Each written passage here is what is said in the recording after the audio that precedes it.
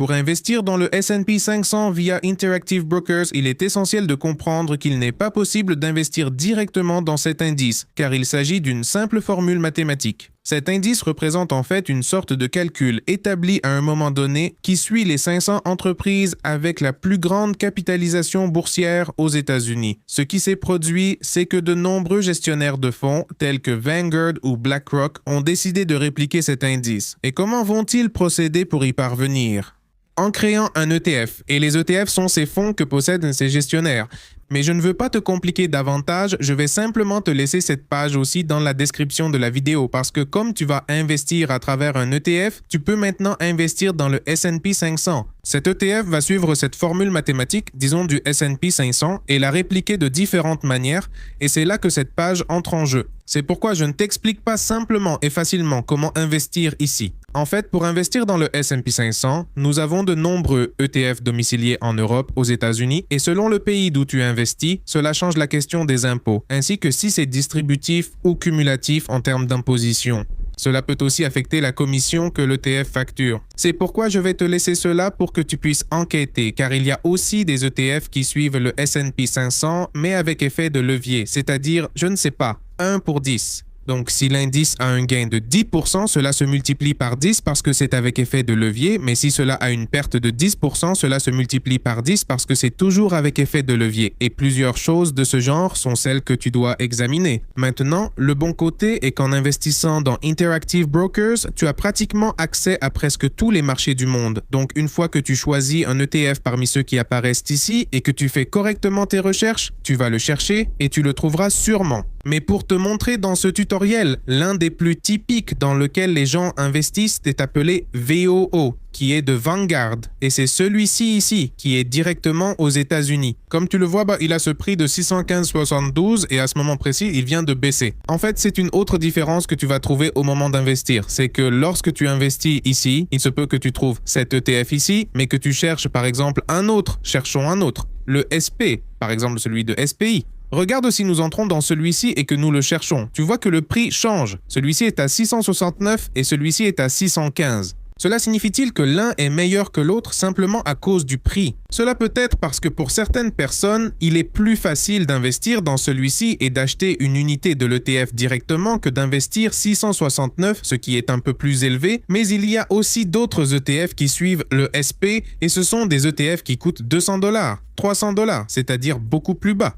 N'oubliez pas qu'avec Interactive Brokers, vous pouvez acheter des actions fractionnées, c'est-à-dire que si vous n'avez pas les 615 $, vous pouvez investir 300 $, ce qui équivaut par exemple à 0,5 d'un ETF au total. Donc, rappelez-vous que cela sera toujours par unité et une fois que vous trouvez l'ETF, comme je vous le disais dans toute cette liste, même sur d'autres sites web, vous pouvez parfaitement rechercher quel est le meilleur ETF du S&P 500 pour vous, celui qui vous convient le mieux. Vous cherchez donc le ticker qui est essentiellement ce que je mets ici. Si vous remarquez, cela s'appelle en réalité Vanguard S&P 500 ETF, mais en le cherchant, je l'ai trouvé sous le nom de VO. Vous cherchez simplement le ticker et vous le trouvez ici. Une fois que vous l'avez et que vous êtes sûr de vouloir investir ici, la seule chose que vous devez faire est de venir ici à droite où il est écrit « Acheter » et ici dans « Acheter », tout cela va apparaître. Attendez un moment, je vais enlever la caméra pour que vous puissiez voir derrière moi. Et en ce moment, comme vous le voyez, cela apparaît juste ici, 615,76. Eh bien ici, vous verrez le montant d'argent dont vous disposez. Dans ce cas, je n'ai rien de disponible pour acheter, donc tout cela apparaît à 0. Mais essentiellement, ce que vous allez faire ici est d'investir dans cet ETF et vous le faites de la manière suivante. Vous allez dans la section où il est écrit « Acheter », puis ici, il est écrit « Quantité ». Cela se fait par quantité d'ETF, donc c'est ce que je mentionnais précédemment. Si j'achète 100 unités de cet ETF, alors essentiellement, je multiplie son prix par 100, ce qui me donne 61 571 à ce moment-là.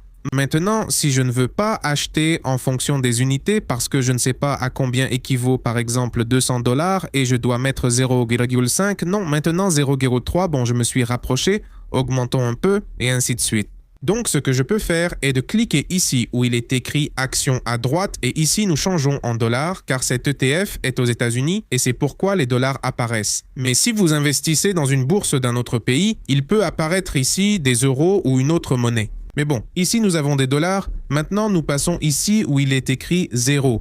Et maintenant, par exemple, si j'avais 200 $, je mets 200 $ et ce que je vais faire, au lieu d'acheter par unité, c'est acheter 200 $ de cet ETF, ce qui peut me dire que c'est 0,32% ou quelque chose comme ça, et simplement je peux investir. Ensuite, le type d'ordre, ici, plusieurs choses apparaissent, mais je ne veux pas vous compliquer non plus avec cela. Donc le plus simple de tout pour que l'ordre soit exécuté plus rapidement est de l'envoyer au prix du marché, c'est-à-dire au prix auquel il est commercialisé à ce moment-là sur le marché boursier, alors l'achat se fera au prix qui est ici. Mais si par exemple je veux utiliser un autre service, je peux utiliser ce Meet Price d'Interactive Brokers qui essaiera de chercher le meilleur prix possible, mais je ne l'utilise presque jamais. Et l'autre que vous pouvez utiliser est celui de limite. Et c'est si vous voulez par exemple acheter ces 200 $ maintenant, mais vous voulez l'acheter à un prix beaucoup plus bas, alors vous le mettez comme un ordre limite et vous dites que vous voulez l'acheter par exemple à 590 $. Cela ne signifie pas que l'ordre sera exécuté à coup sûr. Cela signifie que vous attendez peut-être que dans les minutes ou jours suivants, le prix de l'ETF baisse et juste quand les gens seront prêts à vendre à ce prix, alors vous exécuterez cet achat. Mais rappelez-vous, c'est une question d'offre et de demande, ce qui signifie que si quelqu'un n'est pas prêt à vendre à ce prix, votre ordre peut rester ouvert là pendant des jours et des jours et des jours et des jours et ne jamais être exécuté. Et personne ne vous vendra à ce prix si l'ETF par exemple ne baisse pas son prix ou si quelqu'un n'est pas disposé à le vendre à ce prix. Donc c'est important de le prendre en compte. Et une fois que vous avez configuré tout cela ici, maintenant vous cliquez sur acheter ou envoyer l'ordre et voilà, vous attendez simplement que l'ordre soit exécuté. Et quand vous avez cela, bon, fermons-le au moins ici au début. Quand vous l'avez ici, par exemple, dans les positions principales, dans le portefeuille, regardez que j'ai ces ETF. Il apparaîtra précisément le VOO ici déjà acheté. Et simplement, vous devez attendre que l'ETF monte ou descende en question. Et en fonction de cela, vous savez si vous avez gagné ou perdu de l'argent. Donc c'est comme ça que vous investissez dans l'ESP avec Interactive Brokers. Et si vous voulez investir dans n'importe quel autre ETF, pas nécessairement celui-ci de VO, alors ce que vous allez faire est, comme je vous le disais,